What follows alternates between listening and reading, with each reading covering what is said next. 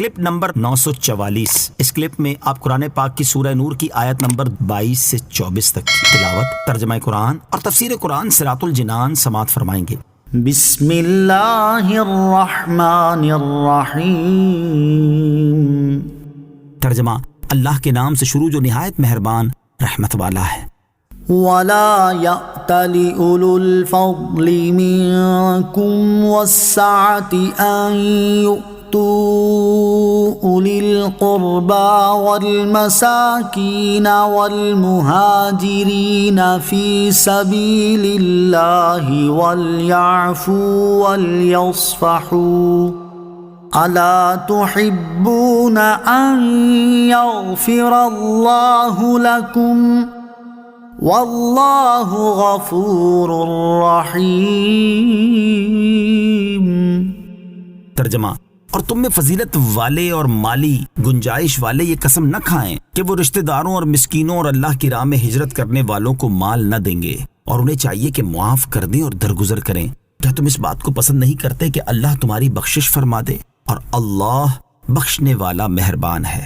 ولا یأتل، اور قسم نہ کھائیں۔ ارشاد فرمایا کہ تم میں جو دین میں فضیلت اور منزلت والے ہیں اور مال و ثروت میں گنجائش والے ہیں، یہ قسم نہ کھائیں کہ وہ اپنے رشتہ داروں، مسکینوں اور اللہ تعالیٰ کی راہ میں ہجرت کرنے والوں کو اپنے مال سے نہ دیں گے، اور ان فضیلت والوں کو چاہیے کہ معاف کر دیں اور درگزر کریں۔ کیا تم اس بات کو پسند نہیں کرتے کہ اللہ تعالیٰ تمہاری بخشش فرما دے؟ اور اللہ عز و جل بخشنے والا مہربان ہے۔ شان نزول، یہ آیت حضرت ابوبکر صدیق رضی اللہ تعالیٰ عنہ کے حق میں نازل ہوئی۔ آپ رضی اللہ تعالیٰ عنہ نے قسم کھائی تھی کہ حضرت مصطح رضی اللہ تعالیٰ عنہ کے ساتھ اس نے سلوک نہ کریں گے۔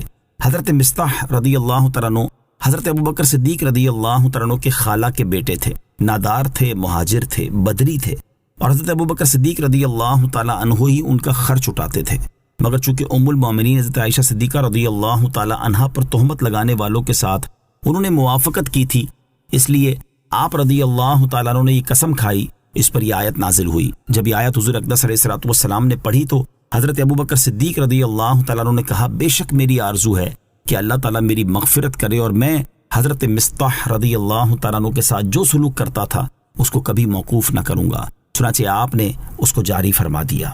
آیت وَلَا يَأْتَلِ أُولُو الْفَضْلِ مِنكُمْ وَالسَّعَةِ سے معلوم ہونے والے مسائل۔ اس آیت سے 3 مسئلے معلوم ہوئے۔ نمبر 1، جو شخص کوئی کام نہ کرنے کی قسم کھائے پھر معلوم ہو کہ اس کا کرنا ہی بہتر ہے تو اسے چاہیے کہ اس کام کو کر لے، لیکن یہ بات یاد رہے کہ اسے قسم کا کفارہ دینا ہوگا، جیسا کہ حضرت ابو ہریرہ رضی اللہ تعالی عنہ سے روایت ہے۔ رسول کریم علیہ الصلوۃ والسلام نے ارشاد فرمایا، جو شخص قسم کھائے اور دوسری چیز اس سے بہتر پائے تو قسم کا کفارہ دے دے اور وہ کام کر لے۔ نمبر 2، اس آیت سے حضرت صدیق اکبر رضی اللہ تعالیٰ عنہ کی فضیلت ثابت ہوئی اور اس سے آپ رضی اللہ تعالیٰ عنہ کی بلند شان اور مرتبہ ظاہر ہوتا ہے کہ اللہ تعالیٰ نے آپ کو اولو الفضل فرمایا۔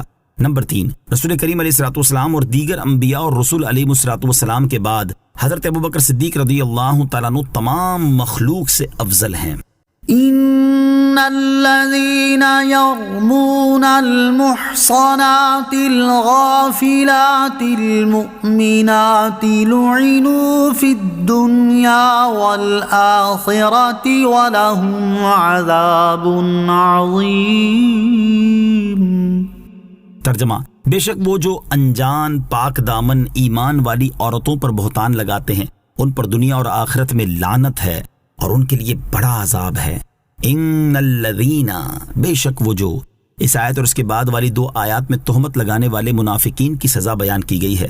اس آیت کا خلاصہ یہ ہے کہ وہ عورتیں جو بدکاری اور فسق و فجور کو جانتی بھی نہیں اور برا خیال ان کے دل میں بھی نہیں گزرتا اور وہ پاک دامن اور ایمان والی ہیں، ایسی پاکیزہ عورتوں پر بدکاری کا بہتان لگانے والوں پر دنیا اور آخرت میں لعنت ہے اور ان کے لیے بڑا عذاب ہے۔